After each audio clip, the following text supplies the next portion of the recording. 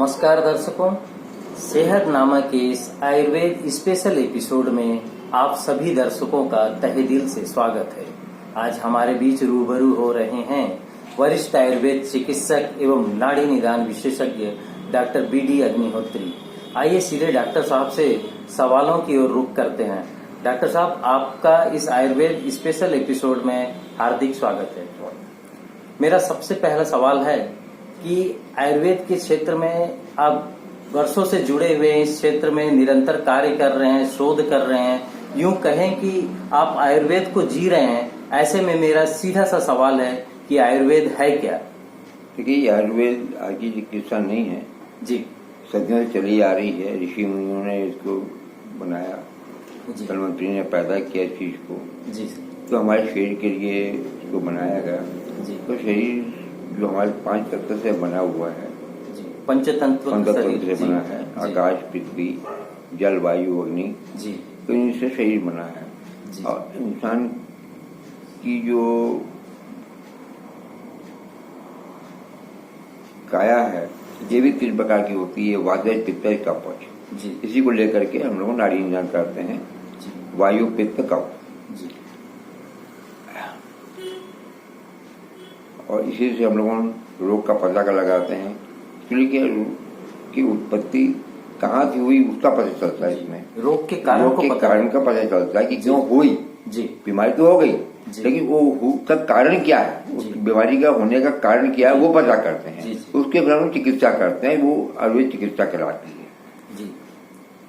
Doctor साहब, मेरा दूसरा सवाल है कि आयुर्वेद चिकित्सा पद्धति अन्य पद्धतियों से जैसे होम्योपैथिक, एलोपैथिक, यूनानीपैथी से कैसे भिन्न है, और भिन्न है तो इनमें मूलभूत अंतर क्या है? सर, कोई भी चीज भिन्न नहीं है जी। सब जगह पैथियां जो अपने आप में सक्षम है। जी। होम्योपैथी है, आयुर्वेदिक है, एलोपैथी है, प्राकृतिक चिकित्सा है। ये पहले सब इसी अंग क्यों हुआ करते हैं। अष्टांग आयुर्वेद था पहले। जी। तंत्र मंत्र यंत्र भी इसी के हैं। जो सर्जरी होती है वो भी इसी का एक अंग, जिसको हम शल्य क्रिया बोलते हैं, वो भी इसी का अंग था बाद में। लेकिन यह कि सब अपने अपने स्टेज से फिर बढ़ती चले गई, सबकी अलग अलग पैथियां चालू हो गई। तो वहां से चिकित्सा पद्धति जो है भिन्नता आती चले गई। कालांतर के साथ अपने अपने ये नहीं बोल सकते कि प्लानिपैथी गलत है, ये प्लानिपैथी सही नहीं है। जी। भाई आज की तारीख के अंदर में एलोपैथी जो है ये सबसे ऊपर की चीज है। आपको कुछ भी होता है तो सबसे पहले आप होम्योपैथी या आयुर्वेद वालों से संपर्क करते हैं, एलोपैथी वालों से। एलोपैथी को तुरंत दवाई को दे करके वही कमी को रोक देती है। जैसे खत्म करने का काम सिर्फ आयुर्वेद करती है, होम्योपैथी करती है। बाकी एलोपैथी से जो है रोग निदान रोकथाम हो सकती है। जैसे उल्टी हो रही है तो तुरंत दवाई देंगे, उल्टी रुक जाएगी, लेकिन उसका होने का कारण क्या है? जी। आपको इंडाइजेशन कारण हो रही है या कोई विकृति आ गई है उसके कारण उल्टी हो गई है, इससे रोकथाम करते हैं। उसके बाद में फिर चिकित्सा करते हैं। सर्जरी है तो अब गांठ बंद गई है, आयुर्वेद में है उसका चिकित्सा, लेकिन उसका समय लगेगा और आपको तुरंत उसका इलाज चाहिए, तो उसके लिए शल्य चिकित्सा ही बेटर है उसके लिए। मतलब सारी पैथी की अपनी उपयोगिता है, अपनी अपनी उपयोगिता है, परिस्थितियों के अनुकूल ही इसका इस्तेमाल हो। अब किसी चीज की बात को गलत बोलना सही नहीं है। जी। डॉक्टर साहब, हमारा नेक्स्ट क्वेश्चन ये है, दर्शकों की अक्सर जिज्ञासा रहती है कि आयुर्वेद दवाइयां की भी साइड इफेक्ट्स होती है। अगर साइड इफेक्ट्स या रिएक्शन होता है तो किस टाइप से सिम्टम्स होते हैं, उनके लक्षण होते हैं कि दर्शक हमारे समझ पाए, उस चीज को ऑब्जर्व कर पाए? देखिए, साइड इफेक्ट तो होते हैं भी। आपने खाने खा लिए, जरूरत से ज्यादा खाना खा लिया तो भी साइड इफेक्ट ही है उसका, या उल्टी चालू हो जाएंगी, फूड पॉइजन हो जाएगी। जी। लेकिन जानलेवा नहीं है। ये नहीं बोलता कि उल्टी हो जाए आदमी खत्म हो जाएगा। जी। साइड इफेक्ट भी होते हैं कि मान लो कोई चीज हमारे शरीर को सूट नहीं कर रही, हमने खा लिया तो उसका साइड इफेक्ट होता है। ऐसे नहीं बोले कि भाई साइड इफेक्ट होता है, लेकिन जानलेवा नहीं है। मतलब आदमी अगर समय रहते उस चीज को देखे, परखे या उस सिम्टम्स को ऑब्जर्व करे तो उसकी चिकित्सा हो सकती है। नुकसान नहीं हो। जैसे एलोपैथी में आपने दवाई खा ली तो हो सकता है आपकी जान निकल जाए, लेकिन आयुर्वेद में ऐसा नहीं है, या होम्योपैथी में ऐसा नहीं कि आपने कोई दवाई गलती से दूसरी खा ली है तो उसे जान चली जाएगी। ऐसा होम्योपैथी में आयुर्वेद में नहीं होता है। जी डॉक्टर साहब, अक्सर जनमानस के बीच ऐसी आयुर्वेद पैथी के बारे में भ्रांतियां हैं कि इस आयुर्वेद पैथी से किसी असाध्य या जड़ बांधे रोग के उपचार में अक्सर देखा गया है कि काफी समय लगता है। समय तो लगता है, क्योंकि आपको 200 साल को कोई बीमारी पकड़ी हुई है, आप बोलो कि 2 घंटे में या 4 दिन में या 7 दिन में ठीक हो जाए तो संभव नहीं है। उसके लिए समय चाहिए। यह है कि अगर रोग पकड़ में आ गया डॉक्टर के जी, तो वो जड़ से खत्म हो जाएगा, ये पक्का है जी। तो ये जड़ समाधान के लिए आयुर्वेद की ओर जाना चाहिए। हाँ।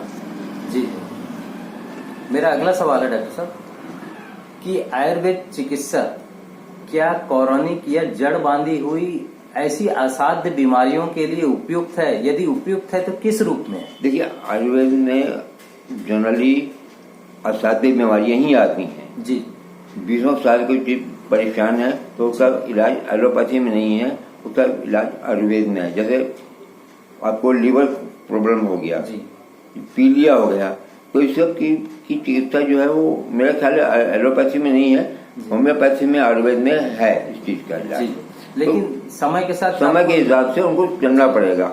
जो खान पान मना कर देते हैं उसको आपको निभाना पड़ेगा जी। दर्शकों, आपको खान पान, परहेज, सारी चीजों को ध्यान में रखते हुए आपको चिकित्सा कर ताकि कम समय में उसका ज्यादा से ज्यादा आपको लाभ मिल सके।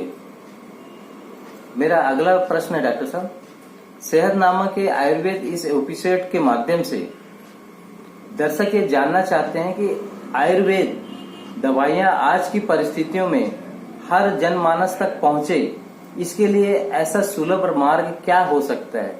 यदि दर्शक चाहे तो आपसे भी संपर्क कर सकते हैं, दर्शक चाहे तो उनके लिए सुलभ रास्ता क्या है? देखिए, सुलभ रास्ता भी है कि आजकल तो हर घर में बीमारियां चालू हो गई हैं जी। खास करके सर मेरा क्वेश्चन ये, कोरोना के बाद से आयुर्वेद का लोगों में रुझान बढ़ा है, आत्मविश्वास बढ़ी है, और बहुत छोटी छोटी चीजें जो आपके किचन में मिलती थी उन किचनों के किचन हमारे जो है वो 50% दवाई तो घर से उपलब्ध हो जाती है अभी जी। जैसे हल्दी है, जीरा है, लौंग है, काली मिर्च है, ये सब तो आयुर्वेद के ही अंग है ना भाई। आयुर्वेद में इस्तेमाल हुआ है इस चीजों का जी। तो घर में इस्तेमाल होते ही इस चीजों का। जनरली जितनी औरतें हैं, गृहिणियां हैं, तो आपको कुछ ना कुछ जब खांसी आ रही है तो आपको बोलेंगे भैया अदरक की चाय बना के पी लो, काढ़ा बना के पी लो। तो आज तो हर जगह घर घर पहुंचा हुआ है भाई, आप किसकी वो करोगे आप जी। जैसे पहले कहा जाता था ना सर कि आपके घर के किचन में दादी माँ के नुस्खे का पूरा पिटारा है, धीरे धीरे कालांतर में समय के परिवर्तन के साथ मॉडलाइज होते होते हम उस चीज को भूलते गए, और आज ऐसी हर छोटी छोटी चीजों के लिए हमें चिकित्सक के पास जाना पड़ता है। नहीं, उसका कारण भी है ना भाई, वो घबरा जाते हैं जी जी। पेशेंस नहीं है लोगों में, सहन शक्ति नहीं है जी।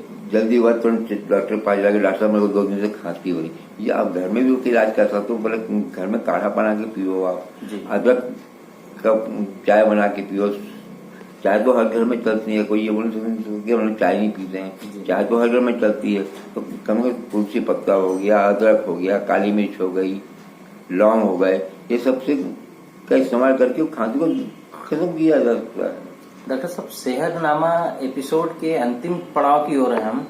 मैं चाह रहा हूं कि दर्शक को आप हेल्थ के क्या टिप्स देंगे और क्या स्वास्थ्य से संबंधित संदेश देना चाहेंगे? देखिए, सबसे बड़ी चीज है कि आप अपने जो आपने टाइम बांधा है उस टाइम का फॉलो करो, मतलब नियमित रूटीन हो, दिनचर्या जी। अब ये नहीं कि आप कभी आप 10 बजे खाना खा रहे हो, कभी 2 बजे खा रहे हो, कभी भूखा रह रहे हो, ये नहीं। आप एक समय बांध लीजिए कि मेरे को 10 से इतने बजे के बीच में नाश्ता कर लेना है, इतने बजे के बीच में हमको खाना खा लेना, उस चीज को फॉलो कीजिए आप।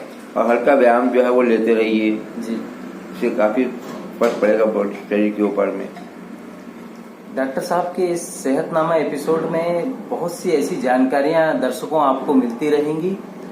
आप अपना और अपने परिवार का बहुत ध्यान रखिए। अगले एपिसोड में आपसे फिर मुलाकात होगी नई नई जानकारियों के साथ, नई बीमारियों की शोध और मेडिसिन के साथ। तब तक के लिए नमस्कार। Thanks for watching.